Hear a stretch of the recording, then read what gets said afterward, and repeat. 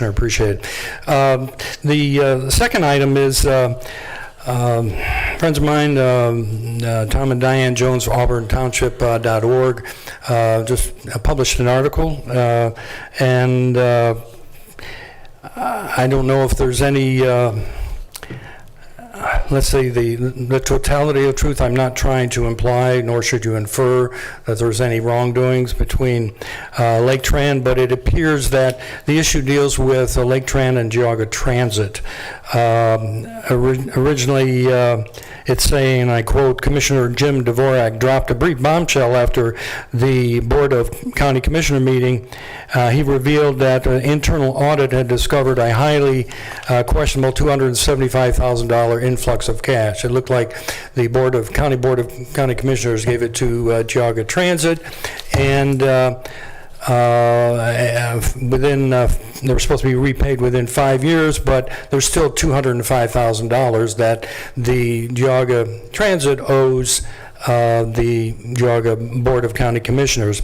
And why is that important? Well, now you enter, Laketran into an interagency transit service agreement, and part of that agreement said that Laketran shall have no responsibilities of any kind to make payment of any debt or any other obligations with respect to the operation of the public transportation system in Geauga County, which may have been accrued prior to the time of the agreement. So that would mean to me that this $205,000 is really the responsibility of the Geauga Transit Division.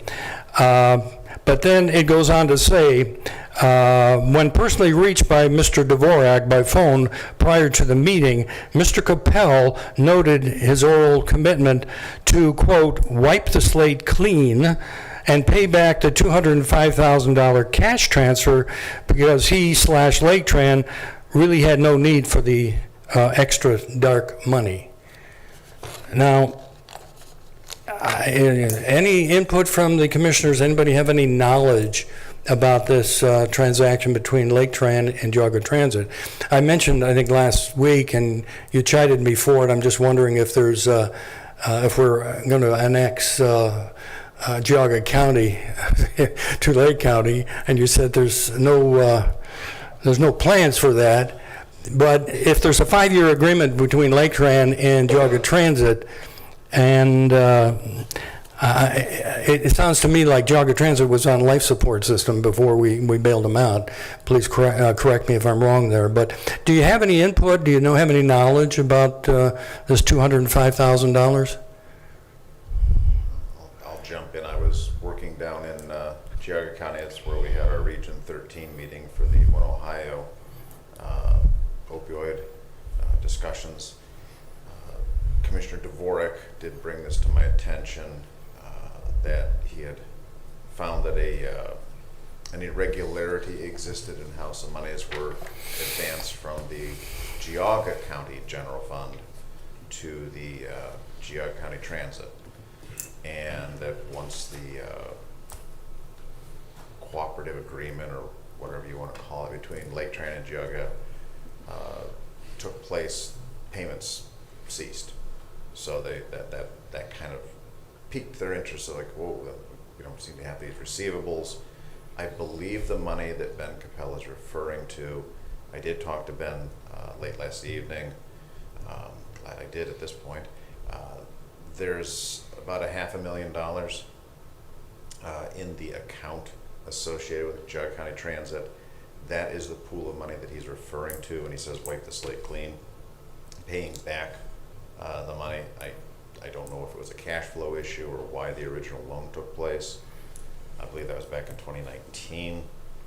But the fact that Geauga County Transit is sitting on cash, there should be no reason why Laketran would be advancing any monies, or basically acting as the piggy bank, if you will, for Geauga County Transit. So okay, thank you very much. But my understanding is that you appoint the board, the commissioners appoint the board members for Laketran.